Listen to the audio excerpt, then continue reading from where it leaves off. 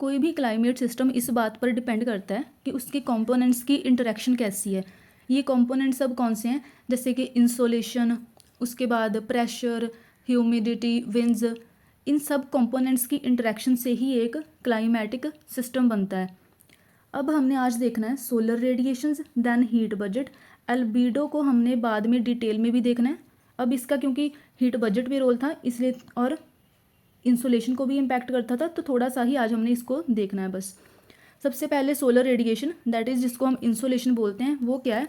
हमारी अर्थ जितनी भी सन की रेडिएशंस को, इनकमिंग रेडिएशंस को रिसीव करती है, उसको हम इंसुलेशन बोलते हैं। ये इंसुलेशन अर्थ की किसी भी पार्ट पर इक्वल नहीं होती है, क्योंकि हमारी अर्थ स्फेरिकल है, जियोइड शेप है। पोलर पर इंसुलेशन कम होती है, इक्वेटर पर ज़्यादा होती है, क्योंकि वहाँ पर डायरेक्ट सनरेज होती हैं। अब इस इंसुलेशन को कुछ फैक्टर्स इम्पैक्ट करते हैं कि किस वजह से ये ज़्यादा हो सकती है और किस वजह से ये कम हो सकती है। ऐसे कि सबसे पहले है rotation of earth. Rotation of earth से क्या बनता है? डेज़ और नाइट्स बनती हैं। इन्हीं डेज़ और नाइट की जो लेंथ होगी, वो डेज़ और नाइट की जो लेंथ होगी वो इंसुलेशन को इम्पैक्ट करेगी। डे टाइम में क्या होगा? इंसुलेशन ज़्यादा होगी और नाइट में कम होगी। आइडली हमें क्या लगेगा कि डेज़ और जो नाइट है उनकी लेंथ ज़्यादा होनी चाहिए, लेकिन जनरली ऐसा नहीं होता है। डेज़ की जो लेंथ होती है वो ज़्यादा होती है, क्योंकि अर्थ अपने एक्सिस पर 23.5 डिग्री टिल्टेड है, और साथ ही साथ वो सन के अराउंड रिवॉल्व भी कर रही है, जिसकी वजह से जो डेज़ होते हैं वो जनरली लंबे होते हैं एक्सेप्ट इक्विनॉक्स, जिस केस में डेज़ और नाइट्स दोनों इक्वल होती हैं। दूसरा फैक्टर क्या है? Inclination of rays. Inclination of rays का क्या मतलब है कि जो सन की रेडिएशंस हैं हर एक लैटिट्यूड पर, ये हमारी अर्थ है 0 डिग्री, अगर ये 60 डिग्री है, ये 90 डिग्री, सन की जो रेडिएशंस होंगी वो हर एक लैटिट्यूड पर डिफरेंट होंगी। जनरली ये सन की रेडिएशंस इक्वेटर पर डायरेक्ट होती हैं, और जैसे जैसे लैटिट्यूड इंक्रीज़ होता जाएगा ये रेडिएशंस इंक्लाइंड होती जाएंगी, क्योंकि अब ये रेडिएशंस पोल्स की टुवर्ड्स इंक्लाइंड होती जा रही हैं। इसी वजह से पोल्स पर इंसोलेशन कम होती है, और पोल्स पर इंसोलेशन कम होने की वजह से ही वहाँ पर टेम्परेचर भी कम रहता है, और इक्वेटर पर जनरली टेम्परेचर हाई होता है। लेकिन अगर इसकी भी एक अनोमली देखें, हमारी अर्थ पर इक्वेटर ऐसा एरिया नहीं है जिस पर मैक्सिमम टेम्परेचर होता है। सब ट्रॉपिकल रीजन ऐसा एरिया है जिस पर मैक्सिमम टेम्परेचर होता है। इसका रीजन है क्योंकि जो इक्वेटोरियल हमारा रीजन होता है उसमें इवनिंग टाइम में generally after 4 PM daily rainfall होती है। अब ऐसा क्यों है? क्योंकि इक्वेटर पर डायरेक्ट सन रेज आ रही हैं। अब जितनी ज़्यादा इंसोलेशन होगी उसकी वजह से वाटर वेपर भी ज़्यादा होंगे, तो इवनिंग टाइम में इक्वेटोरियल रीजन में आते आते क्या हो जाता है कि इवनिंग टाइम में ऑलमोस्ट रोज़ रेनफॉल होती है। वो रेनफॉल क्या करती है कि जो हाई टेम्परेचर होता है उसको थोड़ा सा बैलेंस कर देती है। इसी वजह से जो इक्वेटर वाले एरिया होते हैं वहाँ पर मैक्सिमम टेम्परेचर नहीं होता है। जो सब ट्रॉपिक्स वाले एरियाज़ होते हैं उन एरियाज़ पर टेम्परेचर ज़्यादा होता है। सब ट्रॉपिकल एरियाज़ होता है अराउंड 30 डिग्री, इसको हम बाद में देखेंगे। देन उसके बाद आता है क्लाउड कवर। क्लाउड कवर क्या है कि जितने ज़्यादा क्लाउड्स होंगे इंसोलेशन उतनी कम आएगी। ये तो हम नॉर्मल डेज़ में भी ऑब्जर्व कर सकते हैं कि जब क्लाउडी डेज़ होते हैं तो इंसोलेशन कम होती है, सनरेज कम होती हैं। जितना ज़्यादा एटमॉस्फेयर ट्रांसपेरेंट होगा, जितनी ज़्यादा स्काई क्लियर होगी, सन की रेज भी उतनी ही ज़्यादा अर्थ पर आएंगी। देन लास्ट रीजन है इसका अल्बीडो। अल्बीडो का क्या मतलब है कि किसी भी सब्सटेंस की, किसी भी ऑब्जेक्ट की जो रिफ्लेक्ट करने की कैपेसिटी होगी उसको हम अल्बीडो बोलेंगे। जैसे कि आइस की अल्बीडो बहुत ज़्यादा होती है ग्लेशियर्स वाले रीजन्स पर, तभी तो वहाँ पर जो होते हैं वो सन ग्लासेस देते हैं पहनने के लिए जब भी हम ग्लेशियर्स वाले एरियाज़ पे जाते हैं। अगर अल्बीडो अब क्या है कि जितनी सोलर रेडिएशंस, कोई भी वाइट सरफेस जितनी ज़्यादा होगी, वाइट क्या करता है? सन की रेज़ को मैक्सिमम रिफ्लेक्ट करता है, और जो ब्लैक होता है वो एब्जॉर्ब करता है। तो जितने भी लाइट कलर वाले एरियाज़ होंगे वो मैक्सिमम सनलाइट को रिफ्लेक्ट करेंगे।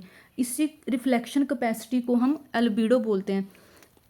इस एल्बिडो का रोल हीट बजट में भी है, जो हमने नेक्स्ट टॉपिक में देखना है। उससे पहले हम देखेंगे कि हीट को अभी हीट तो पहुंच गई, हीट अर्थ पर आ गई in the form of solar radiation. ये हीट पूरी की पूरी अर्थ पर ट्रांसफ़र कैसे होगी वो चीज़ देखनी है हमने। उसके डिफरेंट डिफरेंट वेज हैं, जैसे कि रेडिएशन की फॉर्म में हो सकती है हीट, या फिर कंडक्शन की फॉर्म में, कन्वेक्शन की फॉर्म में और एडवेक्शन की फॉर्म में। सबसे पहले अगर रेडिएशन देखें, रेडिएशन का मतलब है कि कोई भी हीट ट्रांसफ़र जो कि बिना मीडियम के हो रहा है। इस रेडिएशन के लिए किसी भी मीडियम की ज़रूरत नहीं होती है, जैसे कि इलेक्ट्रोमैग्नेटिक वेव्स। इलेक्ट्रोमैग्नेटिक वेव्स के लिए की ट्रैवल के लिए किसी भी मीडियम की ज़रूरत नहीं होती है। जैसे कि हम अपने सन की बात करें, सन का हमें पता है कि ये बहुत ही एक हॉट बॉडी है, हॉट स्टार है सन एक। इसकी वजह से ये क्या करती है, शॉर्ट वेवलेंथ की जो रेडिएशंस होती हैं उनको रेडिएट करती है। अब ये शॉर्ट वेवलेंथ की रेडिएशंस को अर्थ पर पहुंचने के लिए किसी मीडियम की तो ज़रूरत नहीं होती है। तो सेम वे में अर्थ क्या करती है, लॉन्ग वेव की रेडिएशंस को रिफ्लेक्ट बैक करती है, तो उसको भी तो कोई मीडियम की ज़रूरत नहीं होती है। तो इस वे में जो हीट ट्रांसफ़र होता है उसको हम रेडिएशन बोलते हैं। नेक्स्ट हीट ट्रांसफ़र है कंडक्शन। कंडक्शन का मतलब है कि अगर दो बॉडीज़ का टेम्परेचर डिफरेंट है, जब वो बॉडीज़ कांटेक्ट में आएगी तो उनके बीच में जो हीट ट्रांसफ़र होगा, वार्म बॉडी से कूल बॉडी के बीच में जो हीट ट्रांसफ़र होगा, उस प्रोसेस को हम कंडक्शन बोलेंगे। अब ये प्रोसेस तब तक चलती रहेगी कंडक्शन की जब तक एक इक्विलिब्रियम मेंटेन नहीं हो जाता। इक्विलिब्रियम का मतलब कि टेम्परेचर ऑलमोस्ट दोनों बॉडीज़ में सेम नहीं आ जाता, या फिर ये कांटेक्ट ही ब्रेक हो जाए इन दोनों बॉडीज़ में। इस प्रोसेस को हम कंडक्शन बोलते हैं। अब ये कंडक्शन की प्रोसेस अगर हम अपने एटमॉस्फेयर की बात करें तो एटमॉस्फेयर में कंडक्शन जनरली अर्थ की सरफेस के पास होती है। अब अगर ये अर्थ की सरफेस के पास हो रही है तो इसका मतलब होगा कि जो जोन ऑफ कांटेक्ट होगा वो एटमॉस्फेयर में और अर्थ की सरफेस के बीच में ही रहेगा। तो इसी वजह से जो कंडक्शन होती है ये एक अच्छी कंडक्टर नहीं होती है हीट ट्रांसफ़र की। नेक्स्ट हीट ट्रांसफ़र की प्रोसेस है कन्वेक्शन। कन्वेक्शन जनरली एक वर्टिकल हीट ट्रांसफ़र प्रोसेस है। इस केस में क्या होता है कि एक बॉडी सेम ही रहती है, जैसे कि कन्वेक्शन जनरली हम लिक्विड या फिर ओशंस बॉडी के लिए यूज़ करते हैं। कोई भी लिक्विड बॉडी है या फिर कोई गैसियस बॉडी है, उसमें कुछ पार्टिकल्स होंगे। उन पार्टिकल्स की जब भी मूवमेंट होगी तो उस केस में उस मूवमेंट से जो एनर्जी ट्रांसफ़र होगी उस प्रोसेस को हम कन्वेक्शन प्रोसेस बोल देते हैं। इसको हम ओशंस के लिए यूज़ करते हैं। एडवेक्शन हॉरिजॉन्टल ट्रांसफ़र है हीट का। जब भी हॉरिजॉन्टल ट्रांसफ़र होगा हीट का तो उस प्रोसेस को हम एडवेक्शन बोलेंगे, जैसे कि जो कन्वेक्शन थी वो वर्टिकल ट्रांसफ़र थी। ये जनरली एयर के लिए यूज़ होती है, और जो कन्वेक्शन होती है वो जनरली ओशन बॉडीज़ के लिए यूज़ होती है। अब हमारा नेक्स्ट इम्पॉर्टेंट टॉपिक है heat budget. Albedo heat budget में भी यूज़ होगा। इसको ये इन्फ्लुएंस करता है हीट बजट को। हीट बजट हम स्टडी क्यों करते हैं अर्थ का, ये जानने के लिए कि अर्थ का जो एक टेम्परेचर मेंटेन रहता है, ना तो ये बहुत ज़्यादा ठंडी होकर फ्रीज़ हो जाती है और ना ही ये बहुत ज़्यादा हॉट रहती है। ये टेम्परेचर कैसे मेंटेन रहता है, इसी को स्टडी करने के लिए हम हीट बजट स्टडी करते हैं। जनरल डेफिनेशन देखें तो वो क्या है कि the earth absorbs incoming solar radiation, yes, and release heat back into the space. वो अब कुछ बाकी की जो रेडिएशन होंगी वो as terrestrial radiation heat release करेंगी स्पेस में। इस इनकमिंग जो सन से आ रही हैं और आउटगोइंग रेडिएशंस जो अर्थ रेडिएट बैक कर रही हैं स्पेस में, उनके बीच का जो बैलेंस होगा, जिसकी वजह से अर्थ पर एक स्टेबल टेम्परेचर मेंटेन रहता है, इसी को ही हम हीट बजट बोलते हैं। हीट बजट को समझने के लिए एक डायग्राम से हम देख लेंगे इसको। अगर ये हमारी अर्थ है और ये रहा सन, सन से क्या आ रही हैं रेडिएशन, हीट सोलर इंसोलेशन आ रही है जो कि अर्थ पे स्ट्राइक करेगी। अब मान लीजिए कि ये जो सोलर रेडिएशंस है सन से वो 100 यूनिट आ रही है, लेकिन अर्थ पर पहुंचने से पहले ही इस 100 यूनिट का कुछ पार्ट एटमॉस्फेयर में ही रिफ्लेक्ट बैक हो जाएगा। अभी वो अर्थ पर पहुंची नहीं है, अभी वो एटमॉस्फेयर में ही है। इसी जगह से ही कुछ पार्ट जो होगा वो एटमॉस्फेयर में स्पेस में वापस चला जाएगा। जैसे कि इसमें से 6 यूनिट्स जो होंगे वो तो आइस कैप या फिर जो ग्लेशियर्स होंगे उनकी वजह से जो होगा वो वापस स्पेस में चला जाएगा, और 6 यूनिट्स नहीं, ये 2 यूनिट रहेगा। देन उसके बाद जो 27 यूनिट होंगे वो क्लाउड से चले जाएंगे स्पेस में, क्योंकि क्लाउड के पास भी एल्बिडो होता है। क्लाउड किस कलर के होते हैं, जनरली क्लाउड जो होते हैं वो वाइट कलर के होते हैं, स्पेशली सीरस क्लाउड। तो वाइट होने की वजह से जब भी सोलर रेडिएशंस इन पे स्ट्राइक करेंगी तो इनकी सरफेस से ही वो कुछ पार्ट जो होगा वो स्पेस में वापस चला जाएगा और वो अराउंड 27 यूनिट होगा। 2 यूनिट जो 27 यूनिट था वो क्लाउड से रिफ्लेक्ट होकर वापस चला गया ड्यू टू एल्बीडो। देन उसके बाद आइस कैप और जो ग्लेशियर्स होंगे 2 यूनिट सॉरी 2 यूनिट उनसे रिफ्लेक्ट होकर वापस चला जाएगा स्पेस में। तो अभी कितना हो गया 29 यूनिट्स। अब जो 6 यूनिट्स होंगे 6 यूनिट्स एटमॉस्फेयर में स्कैटर हो जाएंगे। तो ये टोटल मिलकर कितने बनाएंगे 35 यूनिट्स।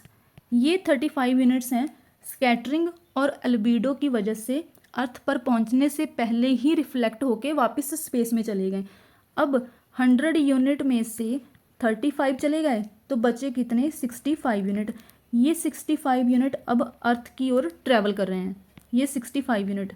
लेकिन बीच में आएंगी हमारी ट्रोपोस्फियर, स्ट्रेटोस्फियर, ये सारी की सारी लेयर, और इट मीन्स के बीच में क्या आएंगी ओजोन का काम क्या होता है, वो यूवी रेज को एब्जॉर्ब करती है।